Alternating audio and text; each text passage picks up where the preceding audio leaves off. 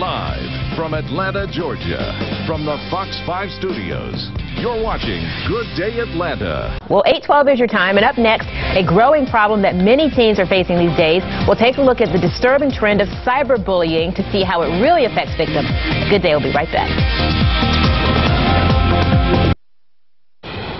It is a story that captured our attention and shocked and awed parents everywhere. But cyberbullying came to the forefront when a tirade by teen Jessie Slaughter was posted on YouTube.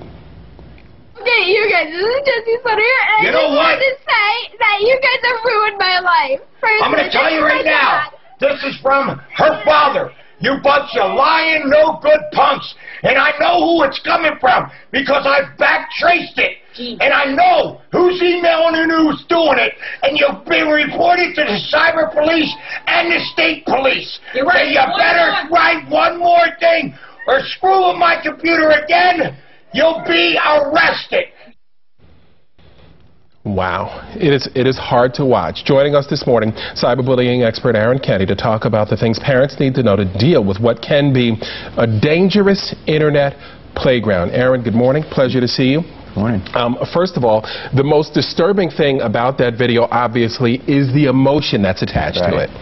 Yeah, I mean, you can tell that you know, this was a big event in her life, and she was really distraught. Right. And that's the problem. I mean, everything is a big event in a child's life, 12, 13, 14. I mean, broccoli on the plate is a huge event. So when someone is on the YouTube, you know, disparaging you, or is on Twitter or Facebook or the many social networking sites out there, it's a real problem for these kids. And the problem, as we discussed during the break, is the helpless nature. Right. Where do I go? What do I do? Where do we start? Well, I think we have to start with first some openness about it, right? I mean, the kids have to be willing to engage with their parents earlier about this, and that really starts with a dialogue in the home about internet safety from top to bottom, right? There's a lot of issues, cyberbullying being one component.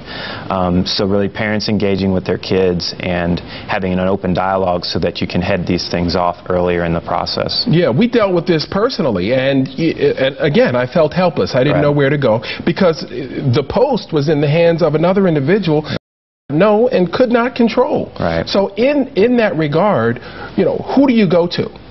Well, there are some mechanisms. You were telling me about the issue you guys had with Facebook. There are mechanisms through these sites to flag content and report content, and then that'll be evaluated by the website operator, and a lot of times that can help. Good idea. You know, you get something like that taken down. Okay. Tell me a little bit about what parents and kids should also talk about, because, you know, the other issue is that, oh, Mom, Dad, I don't want you on my page. Right. You know, I don't want you all in my private stuff. Sure. You know, but there has to be openness. Right. You know, we really advocate a mixture of both resources and tools. So if you visit our website at internetsafety.com, we've got a game plan out there to help parents, you know, 5 steps for helping them create a cyber safe home. Additionally, we've also got kind of a contract of sorts. We call our internet safety game plan that a parent can go through with their kid. Okay. And some of the do's and don'ts about staying safe online. Okay.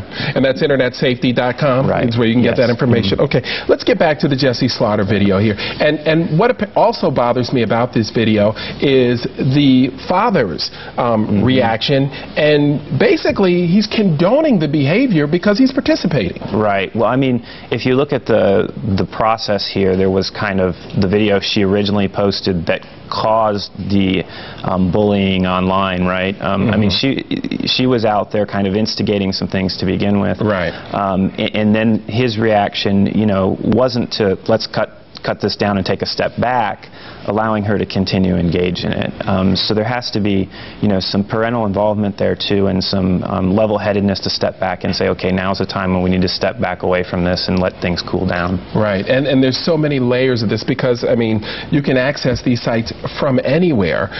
You know, I know the schools are doing the best they can to police it, but it really has to start at home. Right.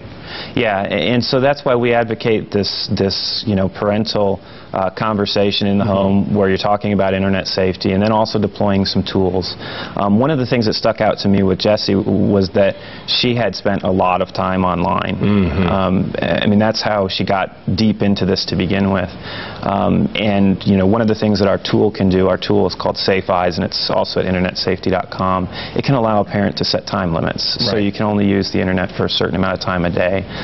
And that can be one big step towards creating some balance, so that the internet's not an all-consuming item and that's obviously one of the red flags to look out for. What are some of the other things to look out for? Are there warning signs in terms of cyberbullying? Will we notice a difference in our child's demeanor? Are they less apt or more apt to be on the computer if they're being cyberbullied? Well, a lot of times they can be more apt because they're out there maybe trying to deal with the issue, right? They're commenting on things or whatever, and a lot of times that then makes the issue even more complicated.